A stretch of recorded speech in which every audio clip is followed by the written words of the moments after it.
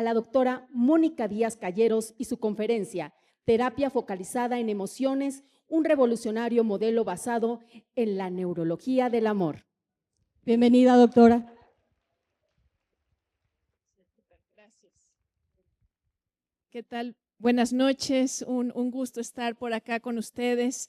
Y bueno, he estado escuchando las presentaciones que hasta ahora ha habido. Y sí, yo le puse en el título esto de un revolucionario modelo, tiene mucha base neurológica de lo que les voy a hablar, que es la terapia focalizada en emociones. Pero es cierto lo que decía también el doctor Fernando, que esto está parado en los hombros de gigantes, de personas que fueron dejando claro cosas acerca de cómo somos los seres humanos, cómo son nuestras emociones, la relación con nuestro cuerpo. Entonces, bueno, les voy a hablar acerca de la terapia focalizada en emociones. A ver, ahora. Ah, este es el bueno, ahora sí. Muy bien. Entonces, de alguna manera, esta ponencia va a empezar donde terminó el doctor Fernando, que me pareció muy curioso. No nos pusimos de acuerdo, pero si se fijaron en su última diapositiva, él hablaba de terapia focalizada en la emoción, Emotionally Focused Therapy de Greenberg, ¿se acuerdan?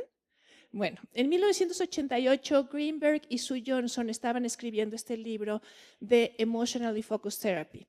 Ellos fueron desarrollando su trabajo por vías diferentes. El trabajo de Greenberg ahora se conoce como Emotion Focused Therapy, en español, terapia focalizada en la emoción.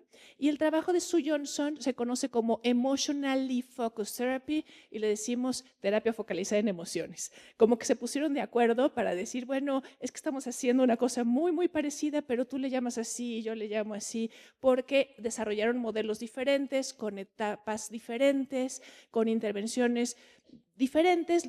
Cada quien hizo como sus pasos y sus movimientos, pero la base es muy similar. Yo les voy a hablar de la de Sue Johnson, porque es la terapia en la que yo tengo formación, que ella empezó a desarrollar en los 80s preguntándose ¿qué podemos hacer que de verdad ayude a las parejas? Porque en ese momento había, digamos, terapia humanista y decían, bueno, vamos a hacer terapia humanista, pero de pareja, ¿no? Psicoanálisis, bueno, vamos a hacer psicoanálisis de pareja. Terapia cognitivo-conductual, bueno, vamos a hacer terapia cognitivo-conductual de pareja. Todos esos modelos que habían empezado como modelos individuales buscaban qué adaptaciones tendríamos que hacer para que esto funcione para parejas. Y ella empezó al revés. Ella dijo, bueno, ¿qué necesitamos hacer para hacer modelos terapéuticos que de verdad ayuden a las parejas? Y empezó con teoría del apego, que significa ver cómo nos apegamos unos a otros. La terapia focalizada en emociones tiene bases neuropsicológicas, por eso cuando me invitaron a este taller sobre conciencia corporal y vi los ejes temáticos, yo decía, claro, hay un eje de neuropsicología y que tiene todo el sentido del mundo entender qué es lo que pasa en nuestro sistema nervioso cuando estamos bien o estamos mal en nuestra relación de pareja. Vamos a la siguiente. Sí. Ok, aquí les pongo solamente algunos datos de la terapia focalizada en emociones. En este momento es muy conocida en Estados Unidos y en Canadá. Prácticamente cualquier psicólogo, terapeuta que le digan terapia focalizada en emociones va a saber de lo que están hablando. Aquí en México es más reciente, llegó por ahí del 2015, pero ya tenemos terapeutas certificados, supervisores, un entrenador en México. Yo soy supervisora y bueno, aquí les puse algunos datos, más de 7,000 terapeutas en 40 países, extendido por diferentes países. ¿Vamos? Sí. Okay. Vamos a ver este chiquito.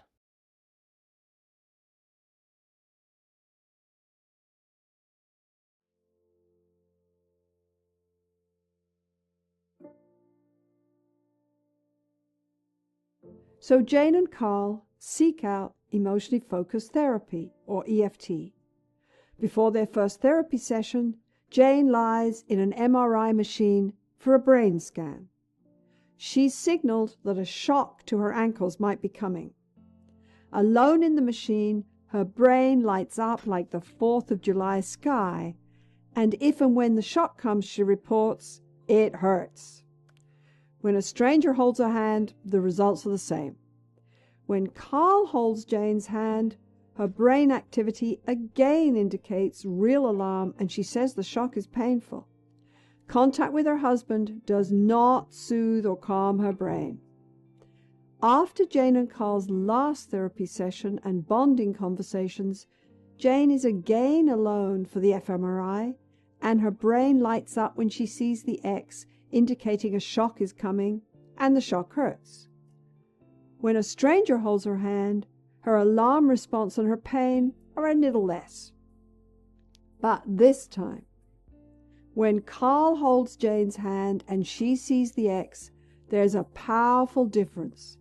Middle brain activity indicating any kind of anxiety or threat can be seen.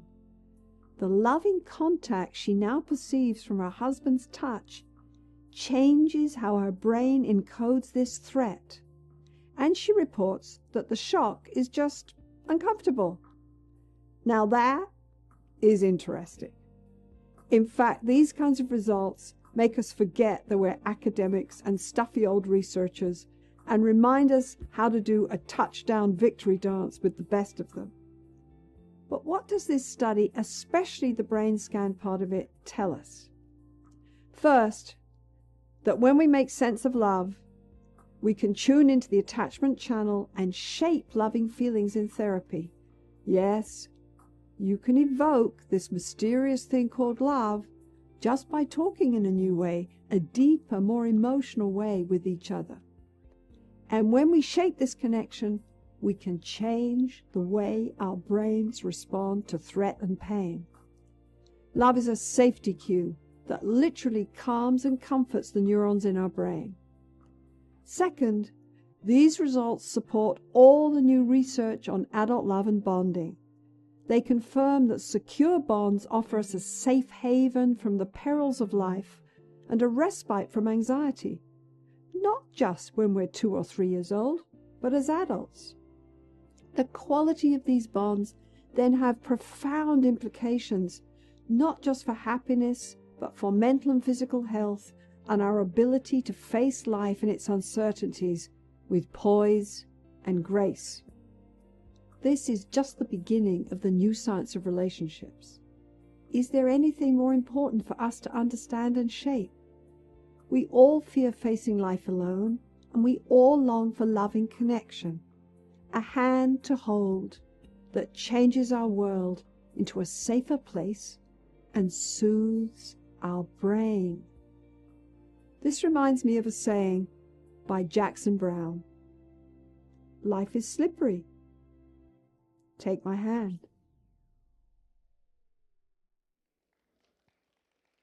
Bueno, ella es la doctora Sue Johnson, creo que nadie lo explica mejor que ella. Lamentablemente murió el año pasado, la perdimos cuando ella estaba muy activa, grabando cursos, escribiendo su último libro, pero bueno, lamentablemente la perdimos por cáncer. Y bueno, les quiero platicar que ella estuvo haciendo mucha investigación junto con su equipo. En 1998, la American Psychological Association asignó a la terapia focalizada en emociones de Sue Johnson como terapia basada en evidencia que sí demuestra que aumenta la satisfacción marital, las parejas están más contentas en su relación de pareja y el resultado se conserva en el tiempo.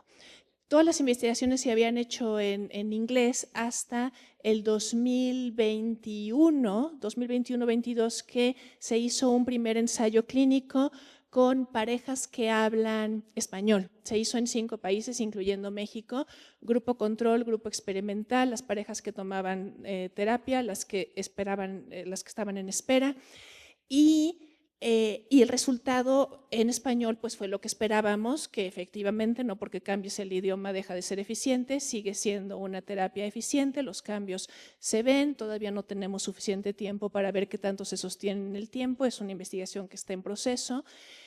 Pero lo que a mí me gustó más de esto es que no había una gran diferencia, no había una diferencia significativa entre los resultados de los terapeutas con más de 6 años de experiencia y los que tenían menos experiencia.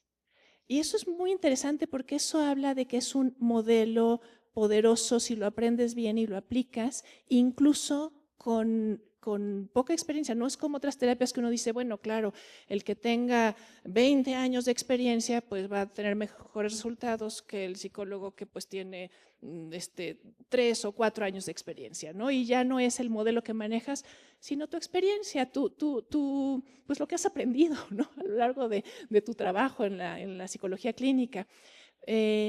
Pero bueno, voy a seguir con John Bowlby, que es una base, yo les hablaba de la teoría del apego.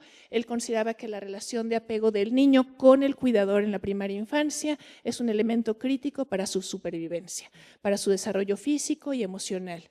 Y por este motivo definió el apego como un imperativo biológico que se arraiga en una necesidad evolutiva. O sea, es una necesidad como comer y tomar agua. Sí. Y no sé si se acuerdan, seguramente que algún momento han visto esto de Harry Harlow, los monitos de Harlow, que hacía estos experimentos de monitos que estaban privados de su mamá y les ofrecían las mamás sustitutas, y los changuitos preferían estar la mayor parte del tiempo en la que era calientita y era de felpa y no en la otra que era la que tenía el biberón. Y incluso hacían este tipo de cosas. Se pasaban la mayor parte del tiempo en la que era calientita, que es lo que como en la piel pues da esta sensación de apego, pero nada más iban por el alimento a la otra. Ok. Mary Ainsworth desarrolló un procedimiento de laboratorio conocido como la situación extraña con niños que tenían entre 12 y 18 meses. Y de acuerdo a lo observado en esta investigación, desarrolló lo que ahora conocemos como tipos de apego.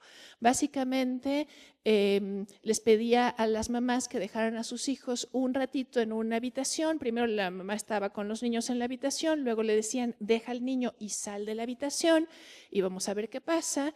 La mayoría de los niños lloraban y pues esto era lo esperable porque la mamá se les había ido lejos de la vista. Estamos hablando de niños que tienen entre 1 año y año y medio. Pero lo más importante era qué pasaba cuando la mamá volvía. Porque cuando volvía había mamás que podían consolar a su hijo más fácilmente y el chiquito como que volvía a la tranquilidad más rápidamente, y había otros que no se dejaban consolar y había otros que como que se le agarraban a la mamá, pues no te vayas a ir, pero tampoco se veían muy contentos, y a partir de eso desarrolló esto que ahora le llamamos los tipos de apego. Las personas con un apego seguro diríamos que son personas que se sienten cómodas con la intimidad, pero también se sienten cómodas con la autonomía. Pueden estar cerca de una persona, pero también pueden estar en soledad y también se sienten bastante bien. El apego ansioso ambivalente son personas que están muy preocupadas por las relaciones y que tienen alta reactividad emocional, y usualmente cuando lo vemos en pareja son las personas que están reclamando, pero ¿por qué no fuiste? ¿Por qué no viniste? ¿Por qué no me hablaste? ¿De verdad piensas en mí? ¿De verdad me quieres? ¿No? Y se le llama ambivalente porque por un lado como que te necesito muchísimo, pero por otro lado me paso quejándome y enojado o enojada porque no me siento que me estás queriendo, pues, ¿no? El apego evitativo son personas que más bien desdeñan el apego, evitan la dependencia. Muchas veces aquí tenemos personas que trabajan de más, que acuden a adicciones, que de alguna manera no pueden comprometerse ni abrirse. Y el apego desorganizado tiene un poco de ansioso evitativo y un poco de ansioso ambivalente y otro tanto de evitativo, o sea que a veces utilizan estrategias evitativas y a veces estrategias ansiosas. Ok, una base importantísima de la terapia focalizada en emociones, Carl Rogers, por supuesto. Ustedes lo saben, él pone atención a la relación entre lo que él llamaba cliente y terapeuta, la escucha empática, la congruencia, aceptación incondicional. para que el espacio terapéutico sea un espacio libre de amenazas y las personas que consultan puedan expresarse libremente, o sea, que sea un espacio seguro. Ok. También tenemos bases en la terapia sistémica porque vamos a ver con mucha claridad los patrones que hay. Ok, esta la pasamos, listo. Bueno, y de Sue Johnson ya les hablé. La emoción tiene una lógica que guía nuestros pasos. No es así como que hay lo racional y eso que quién sabe por qué tenemos esas emociones que no sirven para nada, sino que más bien Sue Johnson ve cada emoción tiene una razón por la que apareció, tiene una función y nos da información. Sí podemos hablar de pensamientos racionales o irracionales, pero no podemos hablar de emociones que no tengan como un sentido. Todas las emociones tienen su razón de ser. Bueno, y habla del apego como una necesidad humana desde la cuna hasta la tumba. Vamos al siguiente. Ok. Y ella hace esta pregunta, dice una pregunta central que siempre vamos a tener con nuestras personas significativas. Y como ella hablaba en inglés, decía, ¿Are you there for me? ¿No? ¿Estás ahí para mí?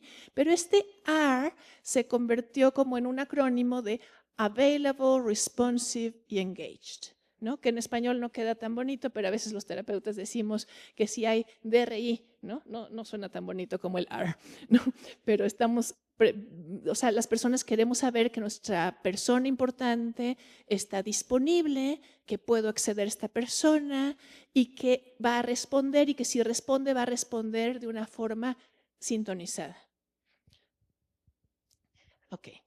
Ahora, cuando hay una amenaza en la relación, echa a andar nuestros mecanismos de alarma. Dijimos que tenemos los seres humanos necesidad biológica imperiosa de un apego seguro, de tener a alguien que esté disponible para nosotros, somos seres sociales y cuando no, entonces nuestro sistema nervioso se activa como si estuviéramos en el riesgo de un animal que está a punto de atacarme. Esa es la respuesta fisiológica. Y tenemos diferentes formas de reaccionar. Las más usuales son o peleo y voy hacia adelante o huyo y más bien tiendo a esconderme. Okay. Entonces podríamos pensar que si nos parecemos más como un puercoespín, ¿no? Que va hacia adelante ahí con sus picos, digamos, o una tortuga que más bien se va a meter dentro de su caparazón. No lo elegimos, nuestro sistema nervioso lo elige. Vamos al siguiente. Entonces, la persona que se parece más como al puercoespín son las personas que están en la posición de lucha o protesta. Son personas que dicen, bueno, las cosas no tienen por qué ser así, no me resigno, critico, demando, culpo, reclamo, y es la persona que constantemente está diciendo, tenemos que hablar, tenemos que hablar, tenemos que hablar. ¿Y qué creen? Que para la otra persona, tenemos que hablar, suena peligrosísimo, ¿no? Cada tenemos que hablar es así como que, oh, Dios mío, ¿qué viene? ¿No? Okay. Entonces tenemos personas que más bien se ponen en esta posición, que es la posición de huir y apegarse. No quiero pelear, no quiero empeorar las cosas. Ah, sí, después lo hablamos. Sí, toda la razón tienes. Entonces evito, me retraigo, me defiendo, me distraigo, me ocupo en otras cosas, básicamente por miedo a que hablar pueda hacernos pelear o empeorar o hacer evidentes diferencias, ¿no? No porque no interese la relación, sino porque se siente peligroso. Se siente peligroso poner cosas sobre la mesa. ¿Qué tal si las ponemos sobre la mesa y nos distancian? Entonces, muchas veces tenemos este tipo de ciclo negativo donde una persona se retrae y mientras más se retrae uno, la otra persona más lo critica, ¿no? Es que mira, no le importo, llega tarde, se le olvidó mi cumpleaños, nada más me dejó una notita, ¿cómo es posible? ¿No? Y entonces, mientras más critico, la otra persona más se retrae. híjole, ya no sé si decir o no decir, porque si digo mal, si no digo tan bien, entonces mejor como que medio que me hago el tonto, me hago la tonta. Y mientras más se retrae, menos presente está para la persona que está en la posición de lucha. Mientras menos presente está, más la voy a criticar. Mientras más me critican, más voy a tender como a desaparecer. Este es un ciclo muy, muy usual en las parejas que consultan. Hay veces en que está complejo, sobre todo cuando hay trauma. Cuando hay trauma tenemos más apegos desorganizados y entonces los ciclos no son tan fácilmente rastreables. Pero este es el clásico. Ahora veamos un poquito más abajo. La persona que está en la posición de lucha o protesta piensa, no soy importante, estoy solo, estoy sola. La persona que está en la posición de evitar piensa, todo lo hago mal. Claro, no pienso yo que todo lo hago mal, más bien pienso que ella o él piensa que todo lo hago mal, nunca es suficiente, nada le basta. Y con este pensamiento vienen emociones y de los dos lados puede venir frustración, irritación, enojo. A todo esto le llamamos emociones secundarias, porque abajo de esto hay emociones más profundas. Pero las primerititas que vemos son estas: frustración, irritación, enojo. Y sí, muchas veces abajo de la persona que tiende más a protestar identificamos soledad, tristeza, me enojo y te reclamo. En el fondo, si le rascamos un poquitito, no mucho, salen lágrimas, ¿no? Y del otro lado, muchas veces la emoción que encontramos es más como de bloqueo o entumecimiento, y cuando tratamos de explorar ¿y qué te pasa a ti cuando tu persona está diciendo con lágrimas en los ojos que te pueden responder pues no sé, o sea, como qué tiene que pasar, ¿no? O sea, ¿no? Pero tenemos que entender que el entumecimiento también es una emoción y también es una emoción de protección. Y abajo, ¿qué tenemos? Anhelos de cercanía, de ser priorizado, priorizada, de ser tenido en cuenta, anhelo de ser aceptado o aceptada tal como soy, ¿no? Les quiero decir una cosa acerca de los estilos de apego. Sí, mucho de nuestro estilo de apego tiene que ver con qué aprendimos en nuestras familias de origen y los fuimos desarrollando desde pequeñitos.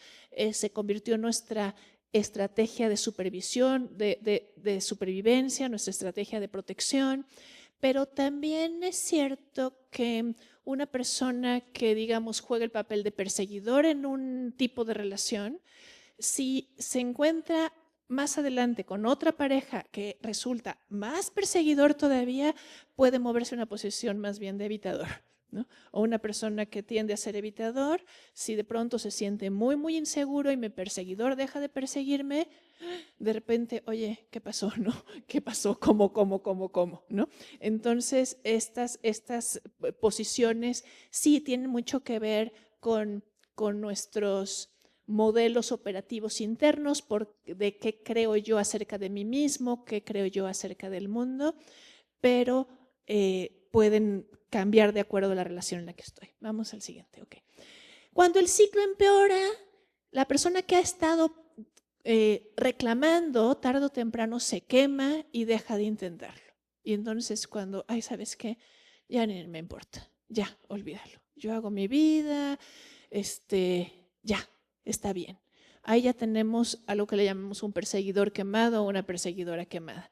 Y la persona que ha estado evitando a veces empieza a salir con reclamos y con agresiones, como, a ver, si yo digo, a ver, después lo hablamos, después lo hablamos, después lo hablamos. De pronto el siguiente es, pero es que eres una, ¿qué te pasa? Ya, ¿no? Que se parece como un perro sacando los dientes, digamos, ¿no? O sea, como que puede estar como evito, pero cuando empeora tenemos lo que le llamamos evitador reactivo o evitadora reactiva. Vamos al siguiente. Y entonces lo que tenemos es que las parejas se ven por afuera como eso, pero tenemos sus emociones más vulnerables, más tiernitas, sus niños interiores, buscando el contacto, ¿cierto? Ok. La terapia focalizada en emociones tiene 3 etapas. La etapa número 1, que le llamamos desescalar, tiene mucho que ver con hacer sentido de cómo entendemos, o sea, de hacer sentido. Claro, cuando me dices que soy la peor cosa que te podría haber pasado en este mundo, lo que pasa es que estás contactando un montón de dolor. Entiendo, ¿no? Y cuando tú me dices que ya estuvo bueno, que ya estás harto o harta, que mejor nos separamos, es porque de pronto es como más, hasta separarse suena mejor si con eso voy a poder parar el dolor que me está dando, tratar de buscarte y buscarte y buscarte y no encontrarte. Pero no me quiero separar. Eso es muy usual en los perseguidores. Los perseguidores no se quieren separar, pero muchas veces son justamente las personas que piden la separación o amenazan con la separación, ¿no? Entonces, en la primera etapa hacemos mucho sentido, no les criticamos, no les decimos, ay, qué barbaridad, ¿cómo haces esto? Pero ¿por qué estás haciendo esto? Si ya sabes que esto los hace pelear, si esto no funciona. No, es más bien, claro, tiene sentido. Sale mal, ¿no? Sale mal, pero tiene sentido si vamos un poquito más hacia lo que está pasando en el fondo. Y cuando hacemos eso, las parejas empiezan a pelear menos, si son parejas que están peleando mucho, y cuando llegan a tener estas peleas lo pueden parar más pronto porque lo identifican, porque pueden decir cosas como, sí, claro, nos atoramos en el ciclo. Sí. Vamos, bueno, perdón, voy al anterior todavía. Gracias. La anterior, ok. La etapa 2, que le llamamos reestructurar, ahí ya estamos hablando de tener conversaciones más profundas donde estamos teniendo experiencias emocionalmente correctivas. Y de verdad, bueno, Fernando, es la tercera vez que te cito, te hago mucha referencia a lo que tú hablabas, porque cuando hablabas de este maestro tuyo que dice, es que las experiencias tienen que sentirse y dar tiempo para que se absorban y que uno puede experimentar eso que no sucedió en los momentos de trauma para que uno deje de tener que usar las respuestas reactivas. Y tenemos que hacer espacio para que esto se sienta. Esto es lo que acá le llamamos experiencias emocionalmente correctivas. Y esto lo logramos teniendo conversaciones con la pareja donde uno puede hablar de vulnerabilidades desde antes de haberte conocido a ti. De esto es lo que a mí me duele como desde antes. Lo que pasa es que cuando haces esto o dejas de hacerlo, entonces a mí se me prende este switch y siempre he tenido que hacer esto.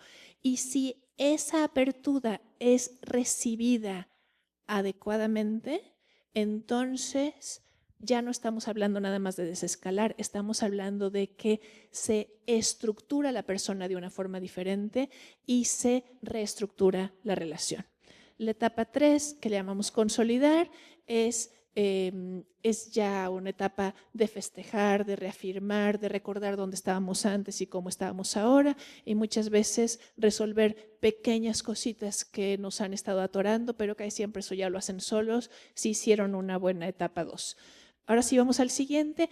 Esto solamente se los quiero mostrar, no les voy a explicar cada paso, pero lo que les quiero decir es que es un modelo que tiene un mapa muy, muy estructurado que nos dice qué tenemos que hacer en cada uno de los pasos de cada una de las etapas. Ok, vamos al siguiente. En la terapia focalizada en las emociones, muchas veces, bueno, en todas las terapias, las personas llegan diciéndonos que se están peleando por el plato de perro, porque no lo limpiaste, por los niños, por el dinero, por cosas de la casa, por a dónde vamos a ir de viaje. y lo que buscamos hacer es dejar el contenido un poquito de lado. Lo vamos a retomar en todo caso en la tercera etapa cuando estamos terminando la terapia y más bien hablamos mucho acerca de, ok, pero cuando están hablando acerca del plato del perro, ¿qué está pasando en tu interior? ¿Qué te pasa? ¿Cómo se siente? ¿Lo identificas en algún lugar de tu cuerpo? ¿Qué te dan ganas de hacer? Porque buscamos patrones y buscamos que las parejas se hagan conscientes de sus propios patrones y puede terminar la cita y entonces nos dicen, ¿y entonces qué hacemos con el plato del perro? Y le decimos, híjole, es que no nos toca como terapeutas tomar decisión y decir, lo haces tú, tomen turnos. No, o sea, somos asesores de procesos, les ayudamos a revisar cómo es el proceso que están sucediendo, que están haciendo y permitimos que las personas vayan buscando ya la forma específica de resolver los contenidos. Vamos al siguiente. Y trabajamos en algo que Sue Johnson le llamaba el tango, porque a ella le gustaba bailar tango argentino. Y entonces ella decía, es que la terapia estamos haciendo movimientos, es como un baile. Y en este baile, el primero le llamamos reflejar. Vamos a pasar por esos, que es un poco qué pasa, ¿no? ¿Qué pasa? Vamos a poner el ojo en algún lugar. Vamos aquí. ¿Qué se siente? Sería el movimiento 2. Vamos, entonces pedimos comparte con tu pareja. Aquí esto se vería un poco como, vamos con alguno de los miembros de la pareja y entonces decimos, bueno, a ver, ¿qué pasó? ¿Qué pasó? ¿Qué te tocó? Bueno, pues esto y esto y esto. Vamos a profundizar en ese momento, cómo se siente, ahorita mismo, cómo se está sintiendo solamente de contármelo. También procuramos trabajar en el aquí, en el ahora. Entonces, en este momento, ¿cómo te estás sintiendo de platicarme esto que pasó? Como aquí a veces utilizamos metáforas, analogías, repetimos las palabras, hacemos silencios, hacemos espacios, usamos una voz como más evocadora de emoción. Y cuando la persona empezamos a sentir que su voz se quiebra, que nos da señales de que está contactando ya una emoción primaria, si logramos que su pareja esté receptiva, entonces hacemos el movimiento 3, que significa voltea hacia tu pareja y dile, lo que ahorita a mí me está pasando es esto. Y se le llama recrear. En inglés esto se le llama enactment. En las primeras traducciones al español se le llamaba recrear. Mi maestro Ali Barbosa dice, aquí es donde hacemos un encuentro. En lugar de decir una recreación, él habla de encuentros. Yo a veces hablo de puesta en escena, ¿no? Y me llamó la atención ahora que estabas hablando de Moreno, porque justamente cuando yo estaba en la carrera era enamorada de Moreno y el tema del psicodrama y hacía teatro, ¿no? Entonces, enactment ahí me suena como ahora ponlo en acción, ahora ponlo en práctica, gira hacia tu pareja y dile esto que me estás diciendo a mí. Y dice, pues él estaba junto aquí, lo acabo de oír, ¿no? Y le tenemos que explicar, sí, estaba aquí junto. Esto que me acabas de decir a mí, tu pareja estaba aquí junto, pero tiene un efecto diferente. Si giras tu cuerpo y le dices y miras en su cara y en sus ojos cómo está recibiendo lo que te está diciendo, ¿no? Y esta persona te ve diciéndole eso. Es el movimiento que se considera que es el más importante y que es el más responsable de los cambios que vemos. El movimiento 4 le llamamos procesar, que es cómo fue eso, cómo se sintió expresarlo, cómo se sintió escucharlo, recibirlo. Y lo que le llamamos el moñito es, miren, qué padre lo que lograron. Usamos estos tangos a lo largo de toda la terapia, nada más que los primeros van más superficiales y mientras más avanzamos los vamos haciendo más profundos, llegamos a emociones más profundas. Ok. Movimiento 1, reflejar la experiencia presente, descubrimos una puerta de entrada, es como poner un compás y decir, ok, aquí voy a empezar a explorar. Y tratamos de que si luego nos cambian de tema y nos hablan de otra cosa, regresar a ver, estábamos en esto, ¿no? Pero además, pero el otro día, pero no sé qué, y no perdemos de vista, a ver, estábamos en esto, vamos a explorar alrededor de esto, porque si no, nunca vamos a llegar a cuál es el proceso. si nos vamos a distintos detalles y distintas cosas anecdóticas. ¿Ok? El movimiento 2 le llamamos reflejar, validar, profundizar, es donde profundizamos y ensamblamos las emociones con todos sus elementos, los corporales, los pensamientos, las tendencias de acción. El movimiento 3 es donde les digo que estamos recreando el encuentro, y puse ahí como ese globito, ¿no? O sea, una persona habla, ¿no? El movimiento 4 es donde preguntamos cómo fue decirlo, cómo fue para ti expresar, cómo fue para ti haber abierto tu corazón, haberle permitido a esta persona ver adentro de ti, cómo fue recibirlo, cómo percibes de tu pareja, qué, y ahí procuramos ser específicos, porque si no somos específicos, se nos va la emoción, ¿no? Entonces volvemos a cómo fue para ti escuchar Es que ya me lo había dicho, ¿te lo había dicho de esta manera? Bueno, no me lo había dicho exactamente de esta manera. ¿Y cómo es para ti que te lo haya dicho de esta manera? Vamos al siguiente. Y el movimiento 5 vamos resumiendo, integrando. Cuando debemos externalizar el ciclo es como poner el ciclo es el enemigo, no es tu pareja el enemigo, el ciclo es el que los atrapa, y aquí claro que esto se parece a la externalización del problema de Michael White, ¿no? Aquí tomamos muchas cosas prestadas de otros modelos, se dan cuenta de lo que hicieron. Bueno, vamos al siguiente. Hay un libro de Sue Johnson que yo les recomiendo mucho, es el único que está traducido al español, en inglés es Hold Me Tight, en español se llama Abrázame Fuerte, que propone 7 conversaciones, que las parejas puedan tener 7 conversaciones que van de alguna manera atravesando lo que si fuera una terapia serían las tres etapas de la terapia. Vamos al siguiente, ok. Pero ahora quiero hablarles también de cómo este modelo se expandió a familias. Ya que se había trabajado con parejas, entonces se empezó a hacer la pregunta, estamos hablando de relaciones interpersonales, de conexión con otros, y si lo hacemos con familias, y Gail Palmer, que fue la primera persona que empezó a trabajar esto, propuso adolescentes, ¿no? Que es donde los hijos más nos desafían y donde tenemos usualmente más problemas de relación, más rompimientos. Entonces, en la terapia focalizada en emociones se trabaja la relación entre padres e hijos adolescentes. Pueden ser también chiquitos, preadolescentes, y también pueden ser adultos, pero empezamos o sea, el modelo se desarrolló con adolescentes, y desde mi punto de vista, si puede hacerlo con adolescentes, puede hacerlo con las otras edades, ¿no? Vamos al siguiente. Okay. Entonces, ¿cómo se ve el apego seguro? Teniendo como una idea de cómo se vería si sí hay apego seguro. El adulto muestra interés por las metas y los problemas de los hijos o hijas. Reconoce los logros y habilidades, muestra cariño y amor, da guía, no interfiere con la exploración, celebra sus éxitos. ¿Cierto? Ahí tenemos como un padre o madre súper nutritivo, que ahí está, que celebro contigo, que me intereso, que me preocupo. Y entonces tenemos hijos que valoran la relación, que comunican activamente sus necesidades, que confían en la respuesta del adulto, o sea, confío en que me va a dar una respuesta de entrada, ¿no? A lo mejor le hago caso o no, pero confío en que la respuesta va a venir.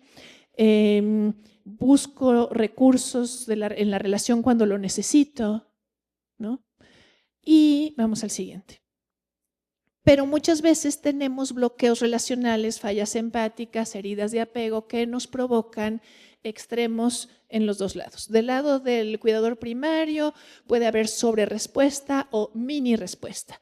En la sobrerespuesta tenemos padres que o son muy sobreprotectores porque están súper ansiosos, o súper permisivos porque les da ansiedad que mis hijos se vayan a enojar conmigo, ¿no? Entonces, ya sea que sean muy sobreprotectores o muy sobrepermisivos, estamos hablando de papás que no están pudiendo modular y manejar adecuadamente pues la ansiedad por que le vaya bien a mi hijo o a mi hija, ¿no?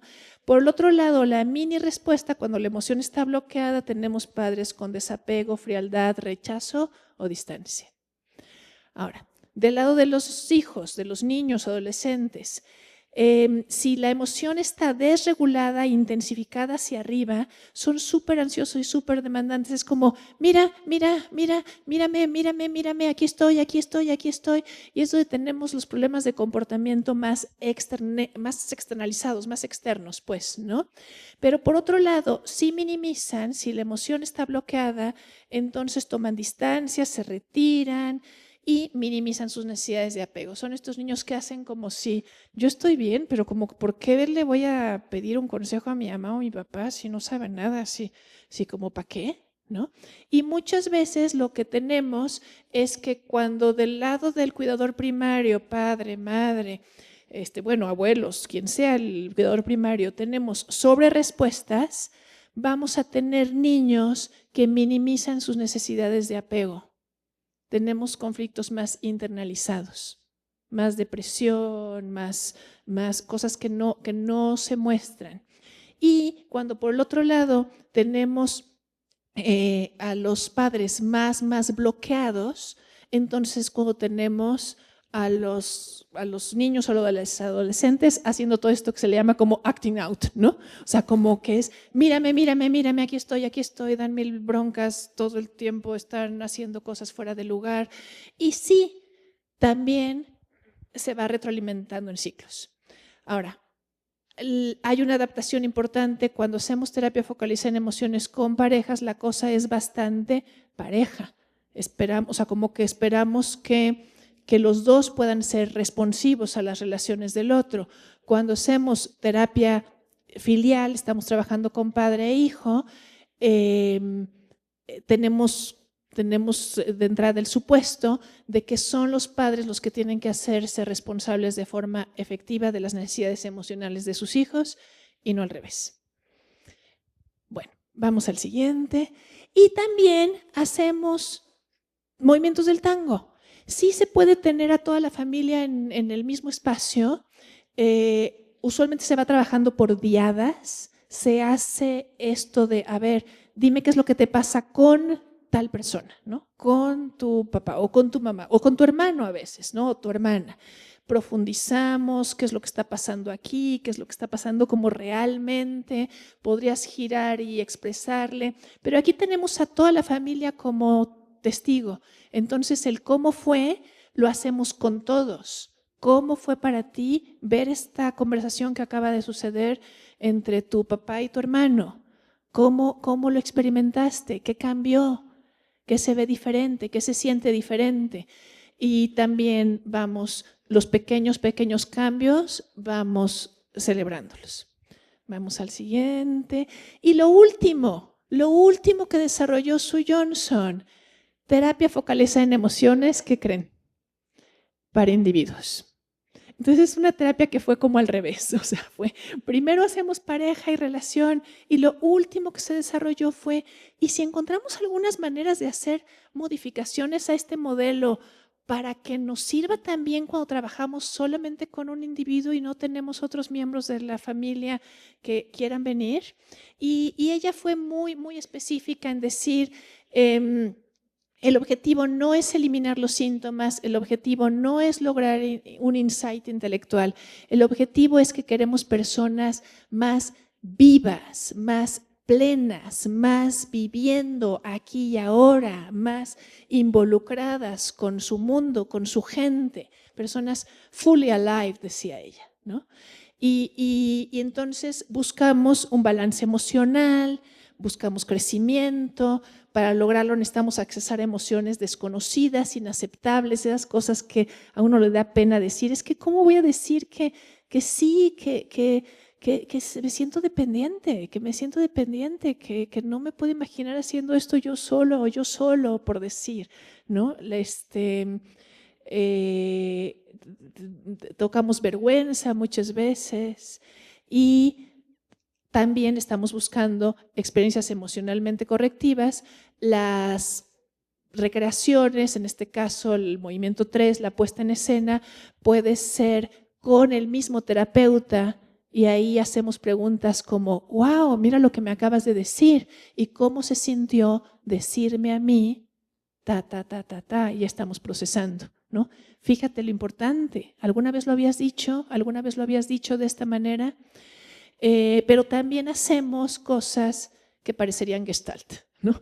Donde le decimos, a ver, imagina que aquí está tu mamá o tu papá o tal persona y ¿qué te gustaría decirle? O tu agresor a veces. Manejamos de forma diferente cuando estamos haciendo regresiones con agresor, porque cuando es con agresor lo hacemos de una forma protegida y no le damos voz al agresor, no le permitimos que hable de vuelta.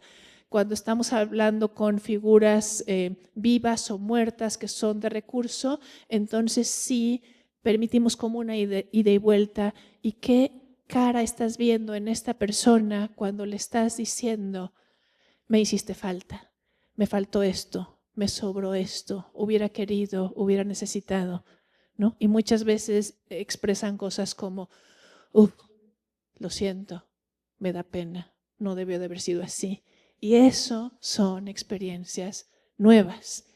Nuestro sistema nervioso las va absorbiendo. ¿Okay? También hacemos los 5 movimientos del tango. De hecho, en los últimos textos, Johnson hizo mucho más énfasis en los 5 movimientos del tango que en los pasos. Por eso los otros me los brinqué rapidito. ¿De cualquier manera los van a tener en los materiales?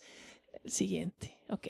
Y yo les quiero recomendar, si tienen curiosidad sobre esto, el libro básico, que es el Hold Me Tight o el Abrázame Fuerte, Love Sense, que es un libro del 2013, que justamente habla, no fui yo la inventora de esta, pero le hice The Revolutionary New Science of Romantic Relationships, o sea, habla de la base científica que hay detrás del amor y de las relaciones amorosas, no necesariamente de pareja, de las relaciones amorosas, de cuidado con las personas que queremos.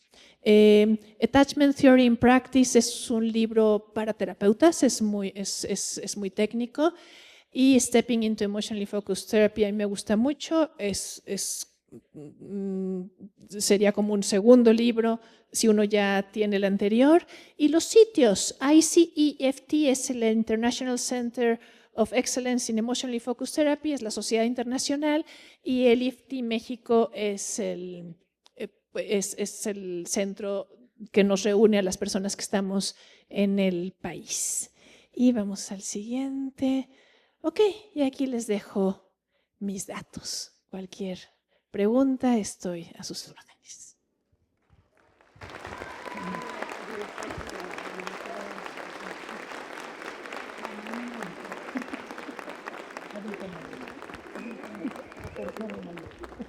¿Me paso el micrófono a alguien para hacer el cierre? Ok. ¿Para acá, por favor? Para la foto.